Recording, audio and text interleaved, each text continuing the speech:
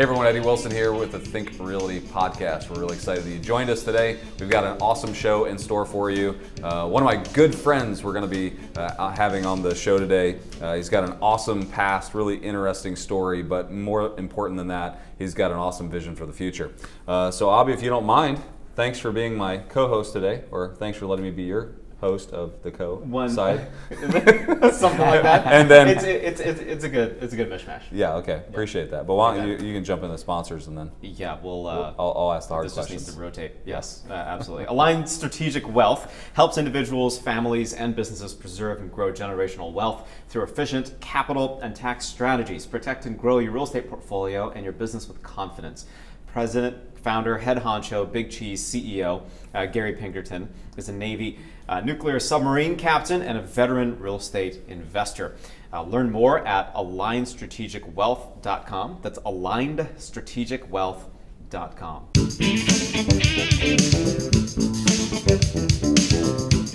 That was pretty cool. Thanks, so you sponsored your own podcast. I guess I did. That's pretty crazy. That's actually pretty. That's awesome. That's smart. Yeah. Why don't more people do that? I made sure you got the intro right.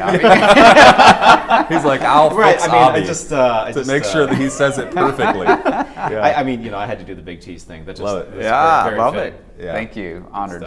Yeah. I like it. Tough question, Eddie. Yeah. Well, first of all, if you all don't know Gary, I know he's been multi-time guest on the podcast. Yes. But Gary is former Navy. Give me the title. I don't want to mess it up. Submarine captain. Submarine captain. That's the highest title. I was going to say admiral or something, but that's a little higher. Yeah, I didn't do that. Okay. But and you know, there's always those guys that like, if you get him to the table, like you just kind of let him tell stories and be quiet, you know, like, and that's kind of what Gary, we love Gary because we just go, so Gary, there's a war going on, like Russia and Ukraine. Can you tell us what's actually going on? No, I'm kidding. But anyways, like, and he typically says it's all classified. Sorry, I can't tell you. But, anyways. What if they did this? Yeah. But what I love about you is your message, right? The message that I align with so much, which is really the foundation of why I'm in real estate, why I have Think Realty, why I have the American Association of Private Lenders, is giving people back the ability to make their own choice, choose their own path, right? Experience liberty at its most base root. If you don't mind, just take a minute and share with the viewer your mission, right? Like I want to hear the mission, and then we'll jump in and ask some hard questions. Yeah, so for 25 years, I was really, really proudly serving as a patriot, as somebody who really loves red, white, and blue, and that didn't like fall off. I just felt like it was time to continue or move to the next step, because America is really, really well defended by equipment that we have, by a huge budget that we have, by a lot of people who are staying that path, and by some incredibly volunteer, patriotic young people that are really smart coming in behind, right?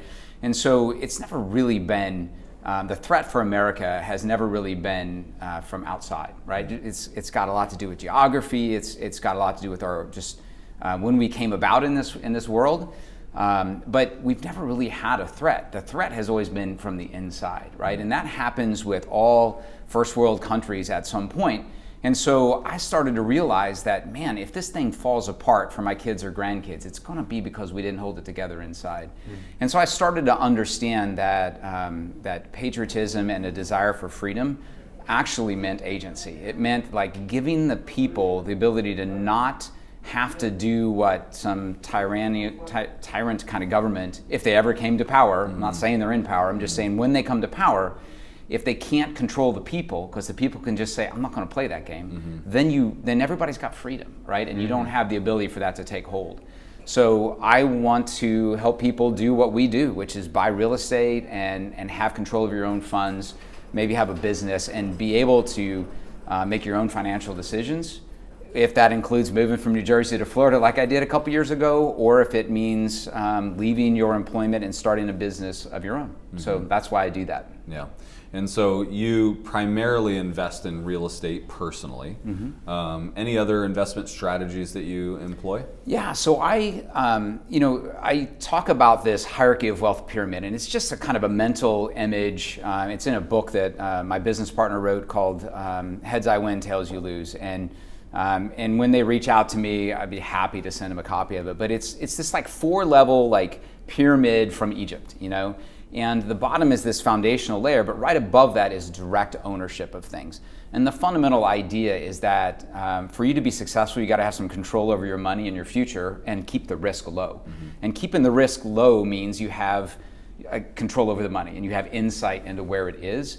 And so that's why I like direct ownership of properties, but I also like direct ownership of businesses and ownership of our own future, you know, and our career and projection and things. And then having an efficient cash foundation underneath that. And then above it, you know, syndications, passive investment in things, and maybe even stocks and bonds and crypto and stuff, right? But the first thing at that direct investment level is where I'm most engaged with my clients, helping them with their own rental properties for cash flow, but also their own businesses. So one of the things that I learned, heck, as a kid running our businesses on the farm, but I kind of honed in the Navy of running a lot of people, is business systems, right? And so I'm a huge fan of franchises because you can buy a system, right? You don't have to spend 10 years like you did figuring out what systems work, what systems don't. Sure. You know, so it's a way to kind of get kickstarted for those families that just aren't in a position to do it otherwise. So I like business franchises. I have a couple.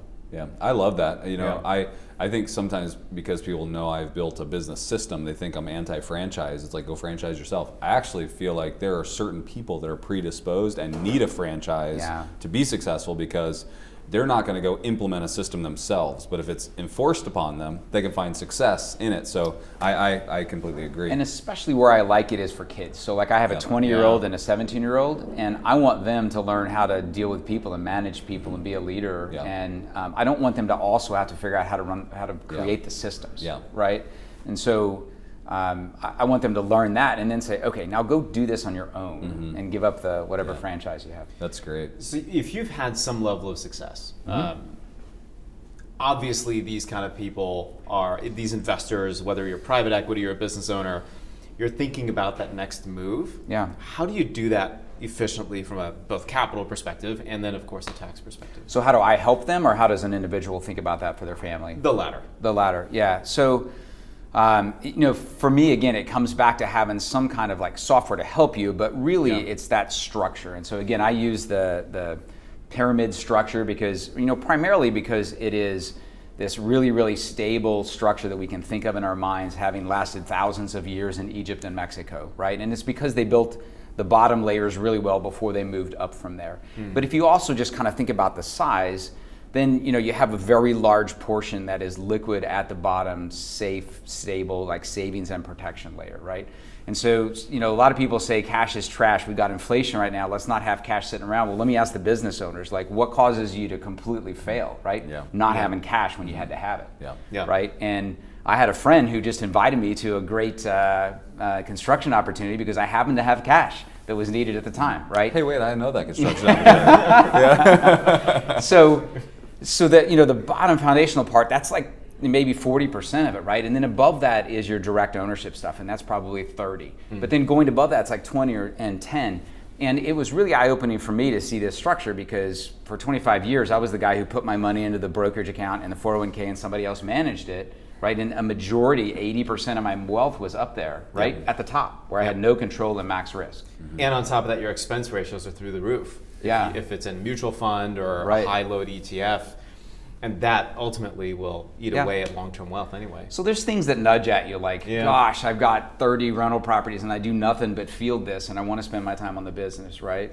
Or I'm spending all my time on the business and I don't have any time to be around the kids and there's no balance here, right? So those things will kind of nudge you to move up, but you should always be pulling down that structure because that's where the success comes from. You know, you can think of some really successful people, Elon Musk, Warren Buffett, Bill Gates, they never left level 2, right? They weren't like investing in mutual funds. They were focusing on the business. That's a good point. It's a great point. And what I see is it seems like the people that learn to build businesses and do it very successfully, you know, even, you know, you may not agree with like a Cuban, you know, on his, you know, Mark Cuban on his like politics, but on his business acumen, right? Like the guy is a genius. He just built. He's Elon Musk in his own right. He's Warren Buffett. But it seems to be as we're passing it on, you know, family to family, I know that if I pass the complexity of the businesses I own today onto my children, right, it would eat them alive. Yep. And so you watch groups like the Rockefellers and others that then seem to naturally gravitate towards those higher levels because they've got such a mass foundation, Right, because that next level kind of protects the people that don't know how to operate. You know what I'm saying? Right, right. Yeah, and that's why I'm kind of going back to like the franchise kind of business model for kids, because I think they can actually latch onto that and learn how to run things like that. So and as far as like my day job, right? My day job and my piece in this puzzle of helping families and business owners is getting more efficient with the foundational piece. So infinite banking and helping people who realize they do need to have cash sitting around for their business, for their next investment, for emergency money, instead of having that sitting around in a bank at risk, public, exposed. It's growing in a private environment and providing life insurance, which by the way protects the number one asset, right? Which is the thing that made all the money to begin with. Yeah. I tell my wife that all the time. The number one asset. That's right. Jerry says I'm like a $10 million asset. He says I'm the biggest asset we have. No, so I got a friend that says that. Untrue. Just pull a couple letters off the end. Right. It's Much, all true. Yeah. So the I've always heard that wealthy people do three things right. They create wealth, they keep wealth, and they protect wealth. Right? Like it's this circle. Out of all of that, it feels like most of our viewers very, very much understand how to create wealth. They're investing, they're working. Think Realty viewers are hardworking people, and they're typically intuitive, like they're and ingenuitive. Keeping it, totally different story. Protecting it, all of us have probably more homework to do on that, right? Yeah. For you, most of what you do, is it more about they're creating it and then you're helping them keep it, or helping them grow it? Like what you said your day job. So so it's taking a whole life insurance vehicle that's been around for 200 years, but and that preceded the tax code, that was able to retain most of its tax benefits, meaning that you put money into it and it grows without the impact of ever paying money on the tax if you operate it right, and you access it for those investments. And so it's really about just efficiently growing the money. But it's also, what I've learned is it's enabling business owners and investors to not get in a situation a lot of people got into in 2008 and 9, where they didn't have any cash. And you ask them, why didn't you have cash? Well, some of it was greed, like they just wanted it in more properties. But the other part was, I hate putting money in a bank because it's not growing, right? And so if you can create a situation where you can grow money at 4 to 5% without tax, then you're less freaked out about it. Like I have a lot of clients who won't pull equity out of a property at 4%, 30-year fixed money, right? Because they don't want to pay the interest on the 4%. But if you can turn around and grow it at 4 to 5 without tax, then they're like, okay, I get it. I have a lot more control with it in this banking system. And so it's an enabler, really, kind of more than anything else. Of course, the death benefit's huge if that situation ever comes up. But really, it's about helping them get more efficient with the cash. And then there's some other side things like premium finance, helping people solve estate planning challenges. That makes sense. You can also borrow from these policies too. Exactly, right? like on day one. If you could just touch on that a little bit. That I think would be really helpful for the viewer that's still maybe struggling to understand this infinite banking concept. Right, so you're storing money in this thing, making it act like a savings account or a checking account. And you have access to probably 80% of the money within a month of starting the policy. And so my first rental property, I borrowed against policies that I put in place the week before. And so I still have those loans outstanding. And so really what you're doing is it's like you had a Rolex watch and you took it to the Rolex dealer or to somebody else who values Rolexes, and they lend you money against it. So the value of not actually taking your money out, which you could do, just withdraw the money out of the policy, but then you give up its future growth for the rest of your life, right? So if you instead just take the Rolex to the dealer and borrow against it, pledge it as collateral, so take the policy and borrow from the insurance company or borrow from a bank, because banks also recognize the value. Today, I've packaged 10 policies at my family, and I borrow from a bank at like 3.25%, while mine's earning even a higher rate than that. But at the same rate, if you could borrow at the same rate that you were earning, it's still tremendous. right? Because you're borrowing in an amortized kind of schedule and you're paying. And never diminishing the value of the Rolex, right? Right. Like the Rolex value is not going away. You still It's have actually that going value. up. It's actually going up. Yeah. Right. Yeah. So I love that, and I love the infinite banking concept, and I'm a fan of it and use it myself. Yeah, you used it longer than I have. I Yeah, think. yeah. So, but it's a great concept, because part of that keeping your money is every dollar you spend, if it's in a vehicle that's also earning more than what you spent, right? Then it's infinite, right? Like it always returns more than what was spent. Fantastic. Yeah. So money on money on money. Yeah. yeah, and it's a great strategy. I think so many people miss. They take a couple of steps here, but they miss like this one that could help them keep and preserve their money. And again, from my understanding, correct me if I'm wrong, Gary. It's never been breached either.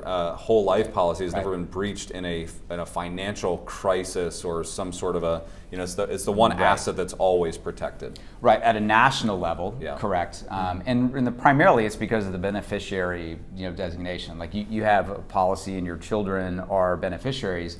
Your children didn't run over anybody, right? And so it's a lot harder to take money from kids too. Yeah. So so it has throughout. I take it from them all the time. That's called taxes. The government's figured this out. Right. So at a national level, that's true, but also at a private level, like it's a really good place to do asset protection for the family. Yeah, love it. For the same reason. It's awesome. So if we want to learn more, if we want to get engaged, kind of understand how to put some of these strategies in place, what's the best way? Where can we find you? So I'll go a little bit easier than the alignstrategicwealth.com. That works. It's a mouthful. Yeah, it is. Good, though. But the easier one is my name, right? So Gary@GaryPinkerton.com, or just go to GaryPinkerton.com and fill out the form there. And my team will reach out. And there's also, I mentioned that book, Heads I Win, Tails You Lose. It's a wonderful book, and it will come to you ebook and audiobook version if you fill out the form there. That's what I recommend. It's great. Yeah, Think Realty Nation. This is one of those strategies that if you haven't paid attention to it, or maybe you've heard about it, and you're thinking, well, now I'm hearing about it more, and maybe this is your first or second exposure to it, really dig in, get in touch with Gary. It's hard to find good information about this specific strategy. Don't YouTube it. Get in touch with Gary, and we ran through it. He'll do an entire Zoom with you. I think I had hundreds of questions, and he was so kind. We spent like 6 hours, and then he sent me a bill for $5,000. So I haven't paid that yet. I was going to say. It's more of an IOU situation, but absolutely check it out and shoot him an email, Gary@GaryPinkerton.com. That show's a wrap. It's a wrap. Wonderful. It's good. That's awesome. Absolutely. Yeah. Awesome. Think Realty Nation.